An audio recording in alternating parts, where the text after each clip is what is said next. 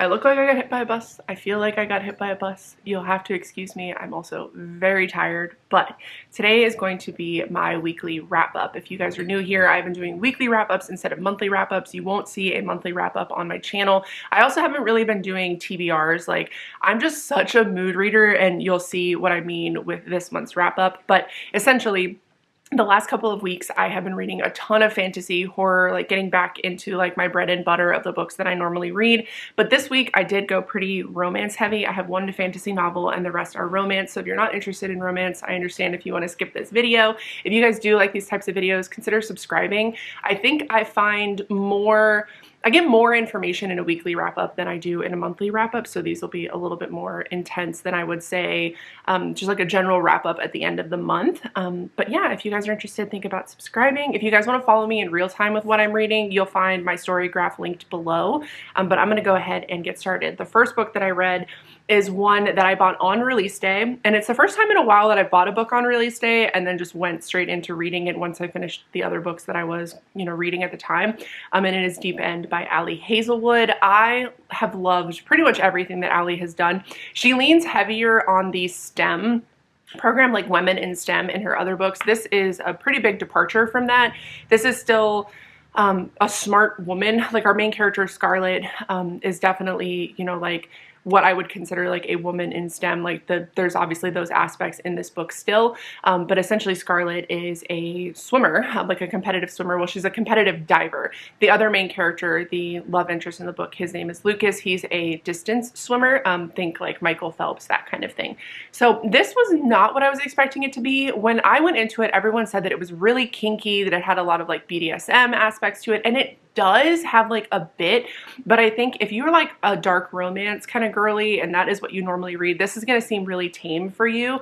If you are not new to the romance genre but you're wanting something like a little bit kinkier, this is it. I wouldn't say this like breaks down any walls when it comes to kink or anything like that, but it does have a lot of good discussion around being judged for certain things, and I really liked that about this book because essentially Scarlett and Lucas start more of a sexual relationship because they are both into the same kind of kinks. Like I said, we're talking a little bit of BDSM, a little bit more like intense, and they essentially come to this agreement because Lucas at the time breaks up with his girlfriend, who is actually rapidly becoming one of Scarlett's best friends, and they agree to, because of his ex-girlfriend, kind of start seeing each other to scratch that mutual itch. But this is so much more than that. Lucas is very even-keeled, very, like, I would think like classic, like Nordic, very like, oh, we don't sit in our emotions, we deal with things, and Scarlett's really in her head. She's dealing with a sports injury and trying to work through the fears of that. So there's just so much more in the story than just like the sex aspect of things or the kink aspect of things. They are collegiate level, so they're a little bit older. It was just so refreshing, but we still have the same kind of writing that Ali does, like those same wonderful, funny characters, and I really appreciated it. And this, on like an enjoyment scale, I rated very, very high. Lucas is rapidly becoming like one of my favorite book boyfriends. He was just stunning, phenomenal in this book. So if you were kind of worried about the kink, I still think it's worth it. If you're a dark romance girly, this is gonna lean more towards like just fluffy romance for you. But there were just so many good, for example, there is like her best friend who is Lucas's ex-girlfriend, and when, it does have that happy ending, when Lucas and Scarlett get a little bit closer and they start like solidifying things, naturally his ex-girlfriend does get a little bit upset, so there's a little bit of a fallout. But I would also say this doesn't have that very stereotypical, like, it definitely has that third act breakup, but it's not, I would say, what you would expect, and you're going to see that as a theme in the books that I read this week as well. So that was really refreshing. I love this, and it is quite a big book, but I flew through it. It's like 450 pages and I read it in 2 days. I want to say I stayed up till like 1 o'clock in the morning one day reading it. Rocco's just like passed out asleep in the bed next to me, and I'm just like trying to gobble this book up, but I did really like it, and I think it's worth a read if you are looking for something a little bit fluffier, if you're into dark romance, or you're looking for something a little bit deeper, no pun intended, if you are into the romance genre in general. I'm having one of those days where even though I just read these books, I am like struggling to explain like what they're about, and even though I loved them, I don't know if you guys struggle with that. Like remembering, like if somebody asked me like a week from now what these books are about, I'd be like, oh my god, I can't freaking remember anything. But I'm gonna try to get through this because I really did love this series. It is the, I don't know what necessarily what they're called. Oh, A Rebel Blue. So this is the series from Lila Sage. You guys have been recommending these to me and I loved them. I blew through all of them, I would say in, oh, I don't know. I mean, obviously like a week, but I want to say these ones I read within like the last 3 or 4 days. First one is Done and Dusted. This follows Emmy and Luke, or Emmy and Brooks. Essentially, Brooks is Emmy's older brother's best friend. Emmy goes off to college. She goes off to start a barrel racing career, which is like horse racing. Brooks stays in their small town where Rebel Blue is and opens or takes over control of like a town staple like bar. So when Emmy comes back to town because she is tired of running, she's tired of dealing with everything that she's dealing with following an injury, she tries to go home, right? Like she wants to go home to where she feels safe.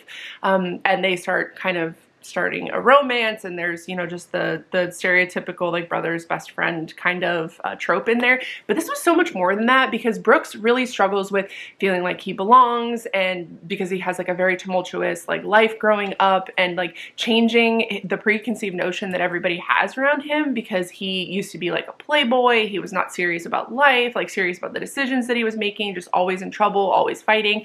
And Emmy always had a really good head on her shoulders, but when they are reintroduced to each other, you start to find out more about Emmy. Like Emmy does also struggle with ADHD, so you know there's a lot of talk around that, and like her issues with like certain textures and loud noises, and Brooks is like understanding of that because obviously they kind of grew up together. So this was really sweet. I, you know, really like or haven't necessarily read a whole lot of like brothers best friend romances, but they are ones that I do kind of enjoy, and this one was no exception. I really loved this one as well, and I do like that the whole series follows the siblings, which brings us to the next one, which follows Ada and Weston. So one of the Rider boys, he is trying to make a name for himself. So he takes the old house, because they have the like Rebel Blue Ranch, but they have an old house that like his father grew up in, and he decides to make that into like a bed and breakfast. And you know, like he wants to make something for himself because he doesn't really feel like he has anything like out of the Rider boys or Rider siblings that is his own. So Teddy, which is Emmy's best friend, recommends that her old like friend from college come and work for him to help him like renovate the old, you know, what's going to be the new bed and breakfast. And this one is probably my favorite because Ada is like newly divorced. She talks about how like her ex-husband wouldn't like teach her to drive stick because they owned a stick, but he wanted to like bring her everywhere. He was very controlling about what she wore, who she was, like who she hung out with, like that kind of thing. And so here comes Weston, who's like, hey, like you are your own person, like I love what you do, like creatively, like you take the reins. And it was just so nice to see her flourish. And then at the same time, it was also nice to be able to see Weston be able to open up about like his own depression. He does struggle with depression. He is medicated throughout the book. Like there's a very real conversation they have when they're being intimate about like the effects of medicine. This just felt like real life. Like, I don't know, like it's very fantastical, like, oh, newly divorced moves to a small town, like, you know, it's going to be like a happy ending, and you know, like the love interest and all of that, but it felt so real, like the way Ada was talking about like what she struggles with, and the way Wes talks about like what he's struggling with, and I just loved it. I thought it was incredibly sweet. And then the last one we have here follows Teddy, who is my favorite character in the series, and then our oldest brother, Gus Rider. So another one of the Rider boys. So this book, y'all, is a single dad romance, but one of the things about this is the mother of Gus's daughter is still in the town. Like they're still like a very cohesive unit. Like she's very much so, her name is Cam, she's very much so like in the Rider clan, like everybody loves her, like she's around all the time. So Teddy is Emmy, our main character from the first series, or the first book's best friend, and her and Gus fucking hate each other. But when Teddy's boutique that she works at, because she makes clothes, is closed down, Emmy suggests that Teddy work for Gus because Gus's baby mama best friend, like they're very close, is out of town trying to get her lawyer's license, like to become a lawyer, like taking the test and all of that. He starts to realize that he's not able to take on all of the responsibilities, whether that be with the ranch or with his daughter. There's just so much like happening with him. So Teddy agrees to basically live with them 3 to 4 days a week to kind of help out, because once again, she's part of the clan as well. Like she is part of the family. Everybody loves her. They've known her since she was, you know, very, very young. So this is a single dad romance, but also a hate to love romance, and I really liked this one. It was nice to see Teddy kind of be more open about, like, I feel like how a lot of us feel right now, like what am I doing with my life? Where am I supposed to be? Like I should have more, you know, going on right now than I actually do. There was like, you know, those kinds of talks, and I really loved that, as well as Gus learning that he can ask for help and that he doesn't need to do everything on his own. This was very, very good. I think this whole series is really easy to read. I think it is just very sweet. I think it's just like one of those feel-good series. And we do have those second act breakups, but they're not drawn out. They're very like, I think like a part of the story and a part of the story that makes sense. So I did also really enjoy that. And like I said, just very easy read. I gave on an enjoyment scale each of these probably like a 4, like a 3.5, a 4. Very, very good. Like it has to be like a knockout book for me to be like, oh, we're looking at like a 5. But still very, very sweet and very, very good. If you are looking for something fluffy, if you like cowboy romances, if you like any of those themes, I would recommend those. Okay, and the last book that I have here is actually the first book that I finished. This was the last of like the fantasy kind of heavier books that I was reading, and it is The Wren and the Holly Library. This was so good, y'all. I want the second book right now. I knew nothing about this book when I got it. I got it from like Barnes & Noble. I got it on like the sale that they were having, and I was like, look, it's pretty. Like I really like it. It's got like the different cover. Like I'm just gonna get it. Like hopefully I love it, and I did. So this was not what I was expecting at all, but essentially Kierce lives in New York. What is New York? I don't want to say now, but in their story. And essentially monsters are real. So we have trolls, we have vampires, we have wraiths, we have every monster that you can kind of think of. And Kierce is a thief. Well, one day she goes to steal from this gentleman. No one really knows anything about him, but she shows up at like his townhouse, and she waltzes right in, walks, you know, right into his library, takes this, or goes to take this, it's like a ring. And he shows up and is like, how did you get past my wards? And she's like, what wards? Like, I don't know anything about any kind of wards. And so come to find out, she is able to break through like magical wards. She doesn't even realize this is something she can do. And the gentleman who catches her, his name is Graves, is like, hey, look, I want to employ you. It's either that or I tell people you broke the treaty, because there's like a monster treaty where if humans kill a monster, hurt a monster, break into like a home of a monster, they are liable for death. They basically come to an agreement where humans just kind of stay out of the way, right?